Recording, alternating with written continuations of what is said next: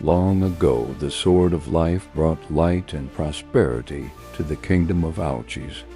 Forged from the first dawn of creation, this divine weapon was the kingdom's heart, its protector, its very soul. Under its golden radiance, the people knew only peace. Children played in sun-drenched fields, and bells rang out across a land of plenty. But where there is light, shadow inevitably follows. Greed and darkness know no rest, and one fateful night they came for Auchis. Lord Malgoth, the Dark Lord of the Dark Kingdom, descended upon the land with his legion of shadows. A storm of black fire and terror, he broke through the kingdom's defenses with a single, malevolent goal: to possess the Sword of Life. As screams echoed and the sky turned a blood red, Malgoth seized the glowing blade. He raised it high, its pure light struggling against his corrupting touch. With this blade, he roared, his voice like grinding stone, "I shall command life and death." In that moment, the light of the sword was devoured. A suffocating shadow fell over Auchis, and an age of darkness began. For centuries, fear was the new king of Auchis. The kingdom that once shone like a star now crumbled in gloom. Its statues, once proud monuments to heroes, were now just silent, decaying reminders of a lost age. The people, once vibrant and hopeful, learned to whisper, to hide, to survive. Any attempt to reclaim the stolen sword was a death sentence. Brave warriors, skilled mages, entire companies of knights, they all marched towards Malgoth's fortress, and none ever returned. The stories of their slaughter became cautionary tales, but hope is a stubborn thing. It can be buried, but it can never be truly destroyed. As despair threatened to consume the kingdom entirely, a prophecy arose from the whispers of the old and wise. From the ashes of fear, a child of courage will rise. When shadow meets dawn, the sword shall shine again. It was a flicker of light in an endless night, a promise that the darkness was not eternal. In a quiet, downtrodden village, a young boy named Eldon often stared at the dark, menacing horizon. He was just a farm boy, only 14 years old, but his heart was filled with a curiosity that fear couldn't quench. He listened to the hushed, terrified whispers of the villagers. "Did you hear?" One would say.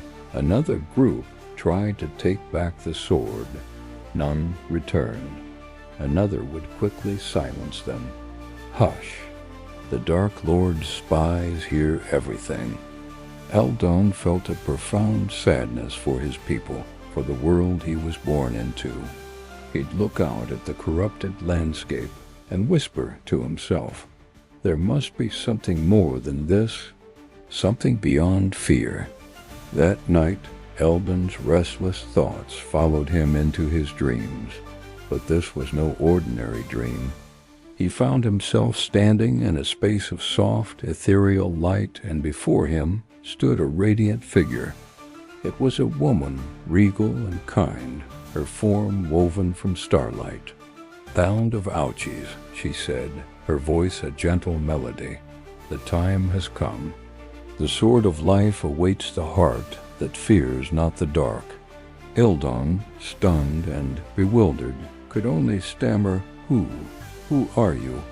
The spirit smiled warmly. "I am Queen Seraphine, a friend of your ancestors. You are the one the prophecy spoke of. Rise, child, for the dawn begins with you." As her form began to fade, she reached out, and a glowing symbol, the very mark of the Sword of Life, was imprinted upon his hand before she vanished. Eldon awoke with a jolt, his heart pounding. The glowing mark on his hand was real. It pulsed with a faint, warm light. He rushed to his grandmother, the keeper of their family stories and the village's oldest resident. He told her everything: the dream, the queen, the mark. Her eyes, usually clouded with sorrow, widened with a renewed fire. The prophecy, it's true, she breathed, her hand trembling as she touched the symbol on his skin. Eldon, you must go. Go to the Forgotten Mountains and find Master Kael. He is one of the last guardians, one who fought the Dark Lord and survived. He will guide you. Eldon's courage faltered for a moment. But, Grandma, I'm just a farm boy. I don't know how to fight. His grandmother placed a firm hand on his shoulder, her gaze steady and unwavering. So was every hero, she said softly, before they found their courage. Her words struck a chord deep within him. He looked at his hand, then toward the dark, oppressive horizon. The fear was still there, but something else was growing alongside it: determination. Meanwhile, in the heart of the Dark Kingdom, within a throne hall carved from obsidian and shadow, Lord Malgoth felt a tremor. The corrupted sword of life, resting beside his throne, pulsed with a malevolent, uneasy energy.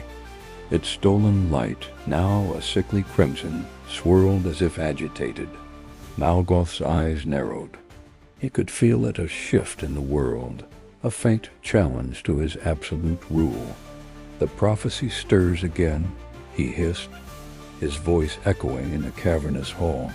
He turned to his shadow commanders, their forms writhing in the gloom. Find the boy. Find him before he finds me.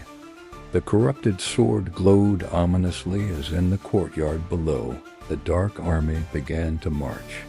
A new hunt had begun. As the first rays of sunrise pierced the gloom, Eldon was ready.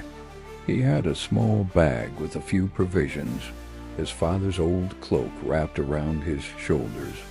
He gave his grandmother one last tight hug, a silent promise in his eyes. He stepped out of his small home and didn't look back.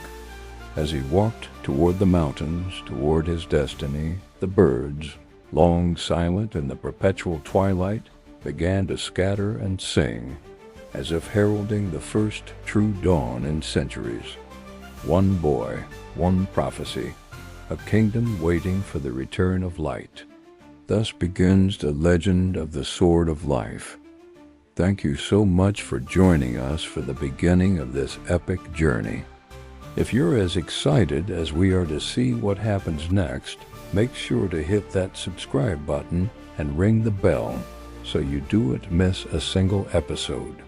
Follow our adventure as Eldon takes his first steps to becoming a hero. We'll see you in the next chapter.